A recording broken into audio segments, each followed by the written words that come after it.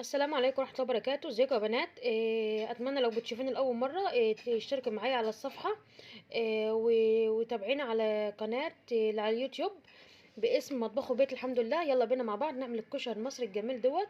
انا عارفة ان الاسعار بقت غالية والزيت بقى غالي والمكرونة غالية وكل حاجة غالية، بس الاولاد طلبوه فهنعمله بقى ان شاء الله. نعمله ان شاء الله بكميات محدودة كده، بس هوريكي طريقتي فيه، طريقتي ان شاء الله تعجبك باذن الله باختصار خالص، وهعرفك بنعمل كل خطوه فيه ازاي، وان شاء الله هتجربيه هيطلع معاكي حلو.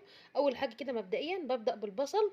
بتحطي بقى في البصل كميه زيت كويسه، لان انت كده كده هتستخدمي الزيت دوت في كل حاجه. هسيب الزيت يتقدح كده لما يسخن، وحطيت بقى العدس كده على النار. هحط على العدس نص معلقه صغيره كمون، واحط عليه رشه ملح صغيره. تمام كده، واسيبه يغلي على نار هاديه، والزيت بتاعنا بيسخن اهوت عشان البصل. وبحطت الميه بتاعت المكرونه. دي شكل البصل بتاعي بعد ما خرطته كده وفككه كده من بعض. لازم كله يبقى متفك كده من بعض. دي القطعه دي كده شلتها، هبقى افكها تاني بايدي. وبحط عليه معلقتين من الدقيق واعملهم كده. اخلط الدقيق بالبصل. تمام. هنا بقى جيت على المكرونه، كانت الميه بتاعت المكرونه غلط، حطيت عليها معلقتين من الملح، وانزل عليها بالمكرونه الاول الطويله الاول. بديها الاول تقلبها واتنين، بعد كده بنزل عليها بالكيس المكرونه الرفيع ده. معايا البصل بتاعي دي بقى، بعد ما الزيت سخن نزلت بيه بالبصل في الزيت، بس بفرده عن بعضه، مش بسيبه متشبك في بعض. اول ما يبدا ياخد اللون الذهبي الجميل دوت، ما تغمقهوش قوي. بصفيه بقى على مصفى، مش على مناديل مطبخ. تمام. شكل البصل كده وانا بنزل بيه بفككه كده من بعضه وببعده عن بعضه عشان ما يمسكش من بعضه، وبتبقى اصلا ايه شايله الدقيق منه ازاي. تمام. انا كنت حاطه معلقه واحده دقيق فكانت مظبوطه. هنا بقى شكل المكرونه بتاعتي اهيت بعد ما استوت، بسيبها 3 ارباع سوا. تمام. وهصفيها. وده شكل البصل بتاعي كان مقرمش وجميل جدا، وكان طعمه جميل جدا. هنا بقى الزيت اللي خلصت به البصل، هبدأ بقى اعمل صلصة الكشري. اهم حاجة في الكشري هي الصلصة. هنجيب شوية زيت كده حلوين من زيت البصل، واحط عليه معلقة من الثوم المفروم الناعم اهو. هبدأ اشوحه كده لحد ما ياخد لون ذهبي كده، وابدأ انزل عليه ايه بالخل بفنجان صغير خل كده، وما شاء الله شم الريحة بقى.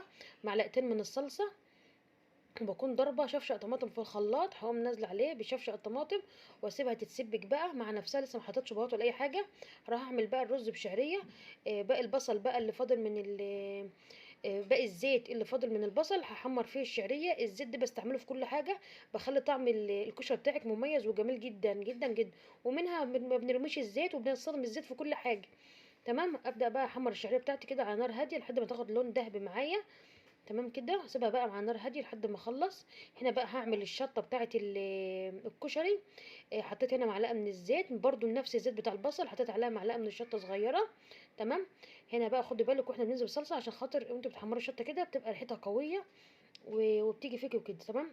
هنا بقى خدت كبشه صغيره بس من الصلصه، نزلت عليها على الشطه. وبعد كده الشطه بتاعتنا بقت جاهزه، بتقدمها بقى للي ليه الرغبه وعايز شطه بتحطوا له، اللي محدش عايز ما تحطولوش.